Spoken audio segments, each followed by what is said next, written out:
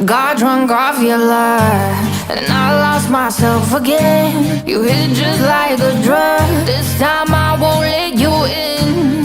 You're playing with fire. Herkese merhaba arkadaşlar. Bugün Lords Mobile'de yeni bir haber. Kupa göçüyle alakalı, kupa bölgesi göç duyurusuyla alakalı şu şekilde hemen sizlere göstereyim. Arkadaşlar bu göç süresinin zamanı kısaltılmış. Önceden 7 günlük olan bir süreyi şu an 5 güne düşürmüş durumdalar.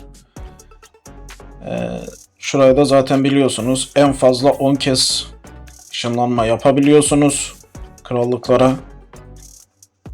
O krallıkta dolanabilirsin ama krallık arasında 10 tane git gel gibisini ayarlayabiliyorsun. Buna dikkat edin. Önceden daha fazlaydı. Şimdi daha az. Şöyle şu bazı konulara değineyim. Arkadaşlar atıyorum mesela kendi krallığında normal takılıyorsan onda problem yok. Ama bu onlar için daha iyi bir durum. Ama sürekli dolanıyorsan, hani dolanmak için bir fırsat kolluyorsan, bu onun için biraz daha kısaltıldığından dolayı hani seni mağdur edebilir. Bazen diyorsun ki göç edeceğiz. Oyunculara göç için fırsat verilmek anlamına 5 gün bazen yetmeyebilir. Son zamanlarda göç durumları da olabiliyor. Adam diyor ki mesela son gün göç edeceğiz. 5. gün bir başlıyorsun göç etmeye. Adam yetişmiyor. Ona dikkat edin. Kudretlerde eğer loncadaki oyuncuların kudretleri çoksa gittiğiniz krallıkta sıkıntı yaşarsınız. Biz geçen göç ettik. 3 tane 3B'lik oyuncum başka krallıkta kaldı. Adam yabancıydı. Yabancılardı. 3'ü başka krallıkta kalmış. Ben bu adamlar dedim nasıl gelecek? 3B'nin üstünde adamların kudreti. Sonra geldiler. Bir şekilde geldiler. Çok göç harcayıp geldiler. Çünkü sıralamaya giremiyorlar. Sıralamada yüksekler. Bir şekilde geldiler. Biraz kudretimi azalttılar. Bir şeyler yaptılar. Çok göç harcayarak krallığa geldiler. Şimdi ondan sonra ben dikkat ediyorum. Krallık göçlerinde kupa bölgelerine göç ederken o dikkat ediyorum. Ya erken gitmen lazım ki şunu düşünebiliyorsun. Ya şimdi erken göç edelim dediğinde sen gidiyorsun bir bakıyorsun ki başkaları da geliyor sonraki günler. Ama son gün gidiyorum mesela sadece sürpriz gelenler olabilir o saatten sonra. Adam bir bakıyorsun sürpriz yaparak hani son dakikada tak tak tak geliyorlar. Ama onun haricinde çoğunlukla mesela gittin mi senden sonra gelen olmuyor. Ama erken gittiğinde bir bakıyorsun ki aynı şekilde takır takır. Diyelim ki 3. gün gittin. 4. gün başkası geliyor. 5. gün başkası geliyor. O şekilde görebiliyorsun. Ama sen bilsen ki adamlar oraya gidecek. Son günü onun için çoğu kişi bekliyor. Bakıyorsun ki bu krallık olabilir diyorsun. Sonra oraya gitmeden önce bir bakıyorsun ki işte 3. gün oraya başka lonca gidiyor. 4. gün başka lonca gidiyor falan. Sana diyorsun ki ya biz bunlarla mücadele edemeyiz. En iyisi gitmeyelim başka krallığa bakalım diyebiliyorsunuz. Ama gittikten sonra bu iş için geç olabiliyor. İçinizde yabancı yoksa daha iyi iletişim halinde olabiliyorsunuz. O hariç. Adama işte bir şekilde WhatsApp'tan ulaşabiliyorsunuz. Ya da diğer türlü oyundan yazdığınızda adam direkt anlayabiliyor. Ama loncada yabancılar olduğu zaman, karışık olduğu zaman lonca, o zaman bir karışıklık yaşanıyor. Çok büyük karışıklık yaşanıyor. Bir oyuncuyu başka krallıkta bıraktığınızda sıkıntı.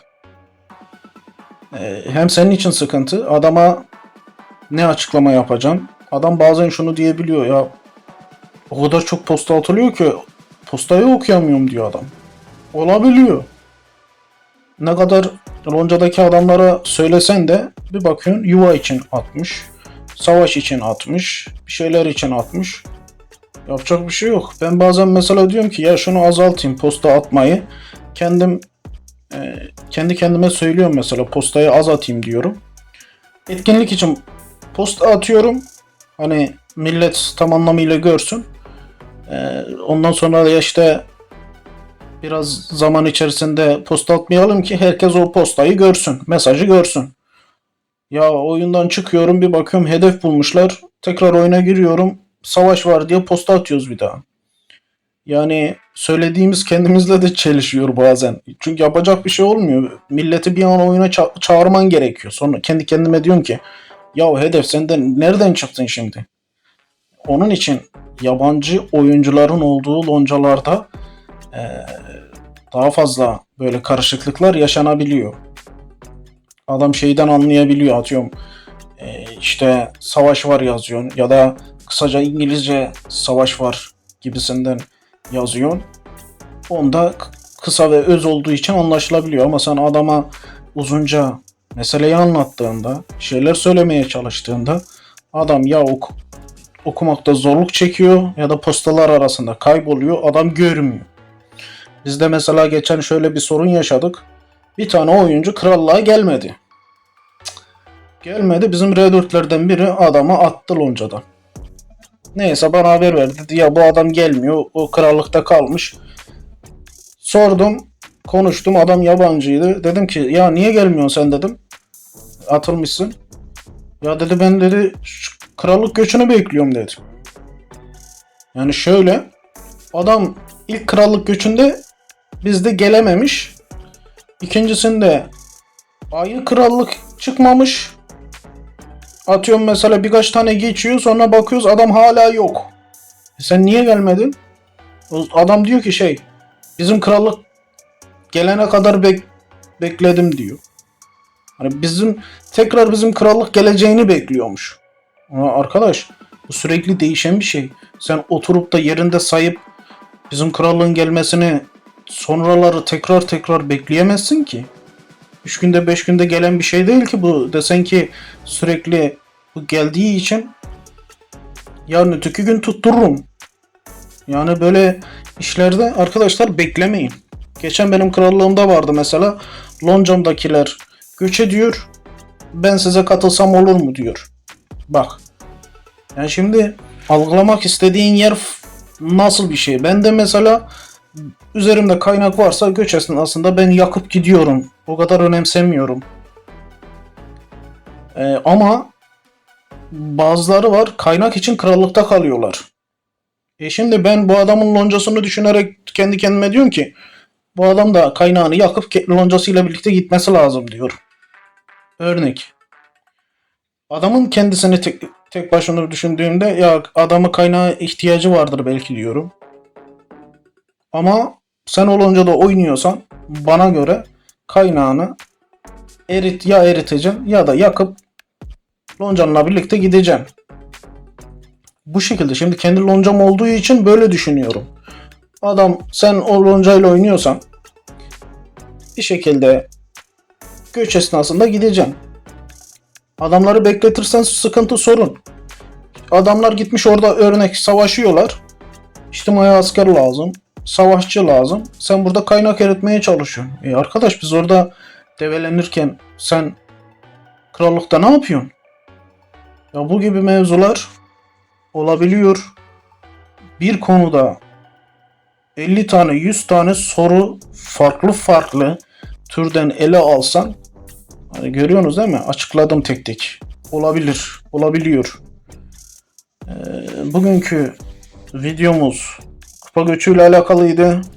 Göç süresi azalıyor. 5 güne düşüyor. Dikkat edin.